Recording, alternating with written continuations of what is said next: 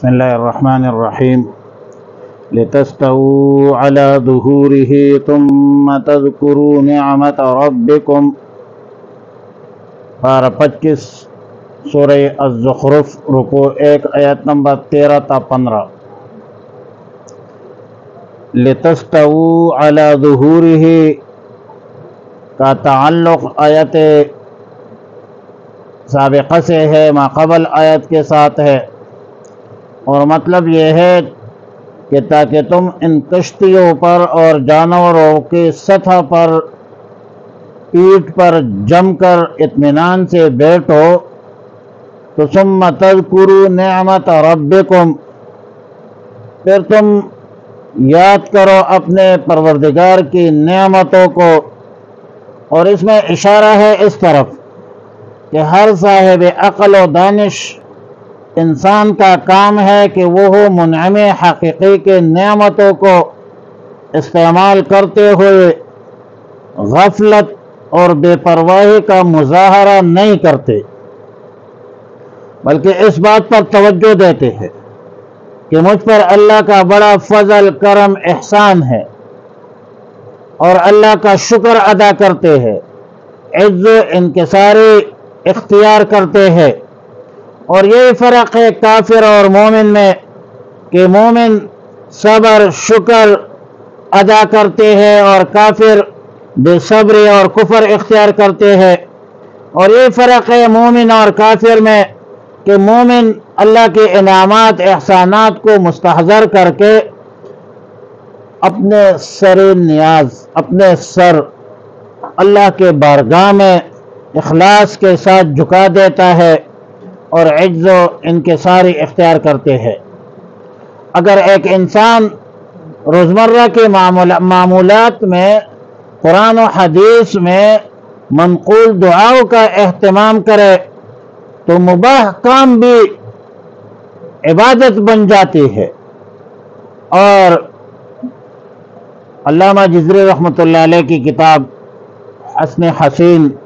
اور مولانا اشرف علی تھانوی رحمۃ اللہ علیہ کی کتاب مناجات مقبول، اور اسی طرح دیگر مستند بڑی سارے اہم کتابیں ہیں جو پڑھنا چاہیے، یاد کرنا چاہیے ان دعاؤں کو۔ اور پھر اللہ تعالیٰ نے فرمایا وَتَقُولُوا سُبْحَانَ الَّذِي سَخَّرَ لَنَا هَذَا، پاک ہے وہ ذات جس نے اس سواری کو ہمارے لیے مسخر بنایا ہے۔ اور پھر سواری پر بیٹھ کر پڑھنے کی دعا تو رسول اللہ صلی اللہ علیہ وسلم سے متعدد روایات میں منقول ہے۔ سوار ہونے کا پورا مستحب طریقہ تو سیدنا علی المرتضی کرم اللہ وجہہ سے یہ منقول ہے کہ سواری پر پاؤں رکھتے وقت بسم اللہ پڑھے، پھر سوار ہونے کے بعد الحمدللہ پڑھے، اور اس کے بعد پھر پڑھ لے سبحان الذی سخر لنا ھذا وما کننا لہ مقرنین۔ پھر اس کے بعد مختلف دعائیں بھی منقول ہے رسول اللہ صلی اللہ علیہ وسلم سے کہ اللہم انت صاحب فی السفر والخلیفۃ فی الاہل والمال، اللہم انی اعوذ بک من وعثاء السفر وکآبۃ المنقلب اور والحور بعد الکور وسوء المنظر فی الاہل والعیال۔ اور ایک روایت میں یہ بھی منقول ہے کہ اللہم لا الہ الا انت ظلمت نفسی فاغفر لی انہ لا یغفر الذنوب الا اللہ کذا فی القرطبی۔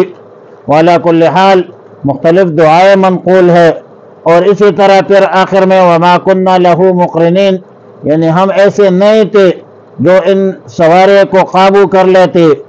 اور یہ قول جو ہے جو مشینی سواریاں ہے، جانوروں کی سواری ہے،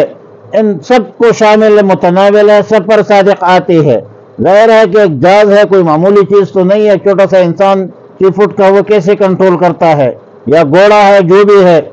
وَإِنَّ إِلَىٰ رَبِّنَا لَمُنْقَلِبُونَ، بلا شبہ ہم اپنے پروردگار کی طرف ہی لوٹنے والے ہیں۔ اس میں انسان کو تعلیم ہے کہ انسان کو اپنے ہر دنیاوی سفر کے وقت آخرت کا وہ مشکل سفر جو ہے وہ بھی یاد رکھنا چاہیے، جو کہ ہر حال میں پیش آنے والا ہے، جس کی سواری نہ گھوڑا ہے، نہ جہاز ہے، نہ گاڑی ہے،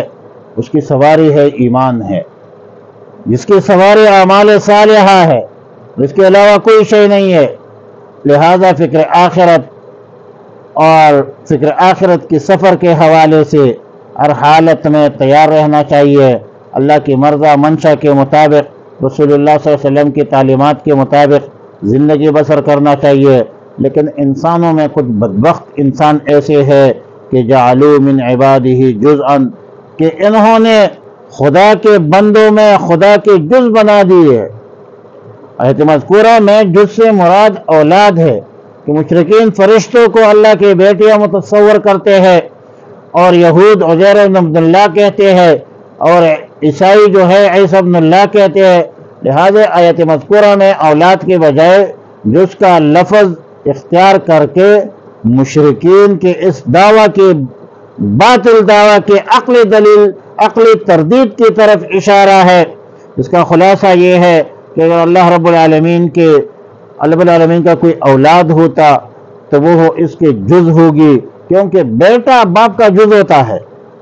اور یہ عقلی قاعدہ ہے کہ ہر کل اپنے وجود میں جز کا محتاج ہوتا ہے، ہر کل اپنے وجود میں جز کا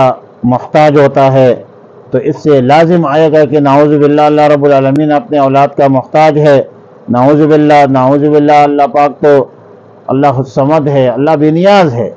اللہ رب العالمین کسی کا محتاج نہیں ہے، اللہ تعالیٰ تو واللہ غنی حمید، اللہ تو بے پرواہ ہے، اور یہ احتیاج جو ہے اللہ رب العالمین کے شان اقدس کے یقیناً منافی ہے۔ لِتَسْتَوُوا عَلَى ظُهُورِهِ، تاکہ تم بیٹھ جاؤ ان کی پیٹوں پر، پشت پر، ثم تذکروا، پھر تم یاد کرو نعمت ربکم، احسان اپنے رب کی، اذا استویتم علیہ،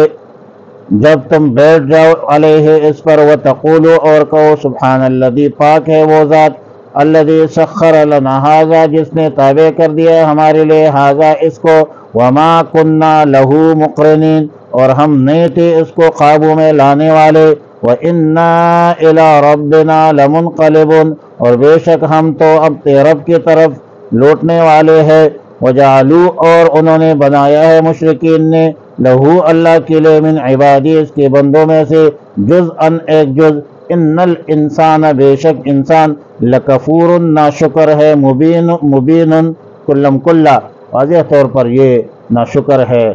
اور اللہ پاک ہمیں بچائے ناشکری سے، کفر سے، شرک سے، نفاق سے۔ اللہم صلی علی محمد وعلی آل محمد کما صلیت علی ابراہیم وعلی آل ابراہیم انک حمید مجید، وصلی اللہ